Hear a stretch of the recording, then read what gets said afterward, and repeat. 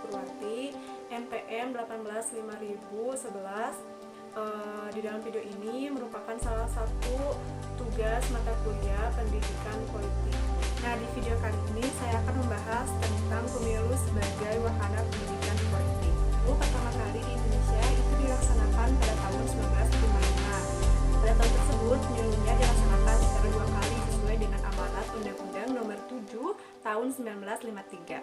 Secara umum, pemilu itu merupakan proses pemilihan orang-orang untuk menduduki jabatan-jabatan politik tertentu. Tetapi kalau misalnya kita lihat dalam Undang-Undang Nomor 8 Tahun 2012, di situ dijelaskan secara detail bahwa pemilu adalah pelaksanaan kedaulatan rakyat yang dilaksanakan secara langsung, umum, bebas, rahasia, jujur, dan juga adil.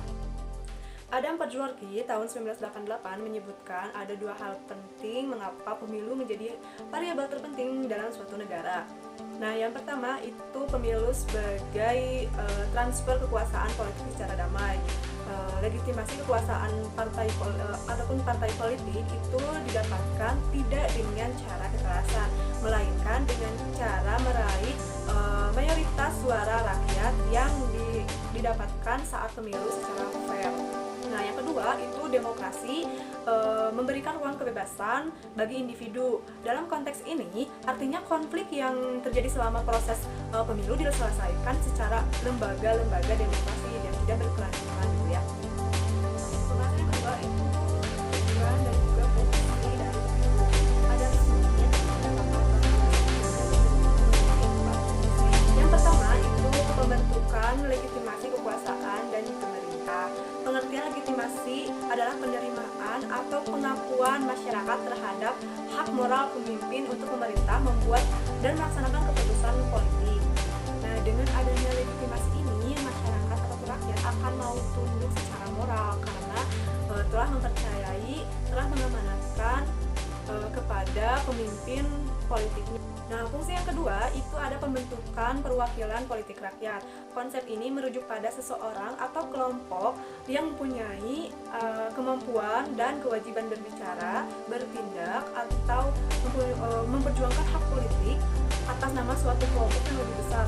Fungsi yang ketiga itu ada sirkulasi elit penguasa atau disebut sebagai pergantian kepemimpinan politik. Adalah salah satu syarat bagi terlaksananya sistem demokrasi yang sangat sehat.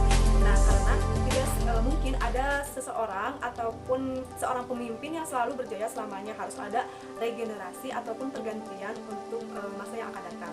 Nah, fungsi yang terakhir yaitu fungsi keempat itu ada pendidikan politik yang bertujuan untuk mencerdaskan masyarakat dalam menggunakan hak politik dan melaksanakan kewajibannya terhadap bangsa Indonesia.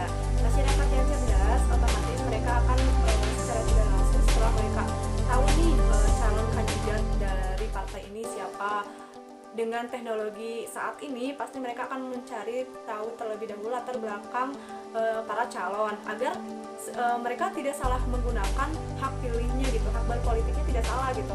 Saya akan mencari seorang pemimpin yang benar-benar saya bisa amanah gitu, misalkan dia tidak ada catatan kriminal atau mereka dari keluarga baik-baik. Pendidikan dan juga politik merupakan 2 elemen yang tidak dapat dipisahkan karena di dalam sistem sosial politik di suatu negara itu keduanya saling menunjang dan juga saling mengisi. Lembaga-lembaga dan proses pendidikan yang berperan penting dalam membentuk suatu proses pembentukan karakter ataupun pembentukan perilaku politik masyarakat di negara tersebut. Yang selanjutnya itu ada aktor-aktor pendidikan politik. Yang pertama itu ada partai politik atau parpol. Seperti kita ketahui bahwa parpol ini adalah agen sosialisasi politik.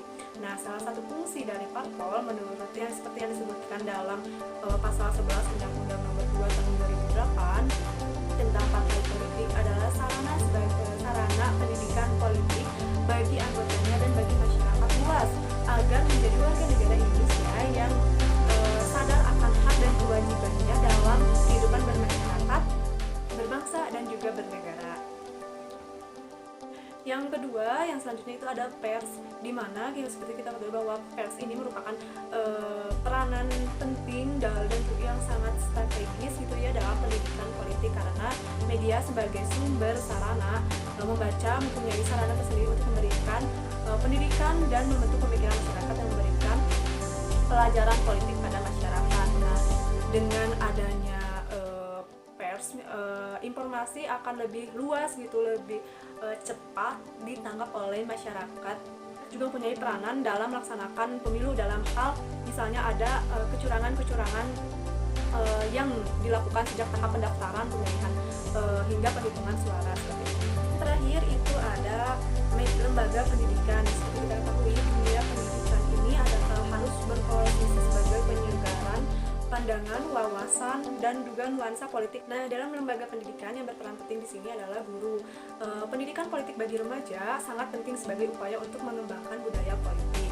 Pendidikan politik remaja perlu ditingkatkan sebagai kesadaran dalam berpolitik antara hak dan juga kewajiban sebagai warga negara, sehingga diharapkan ikut secara aktif nantinya bagi bernegara maupun bangsa dan negara. Nah, secara tidak langsung setelah mereka berpendidikan gitu, mereka bakalan tahu, dan kalau misalnya mereka udah cukup umur, mereka bakalan dengan sendirinya, dengan sukarelanya, tidak perlu dipaksa-paksa, tidak perlu diiming-imingi, karena saya udah tahu kewajiban saya, hak saya sebagai warga negara itu apa, kewajiban saya sebagai warga negara itu apa.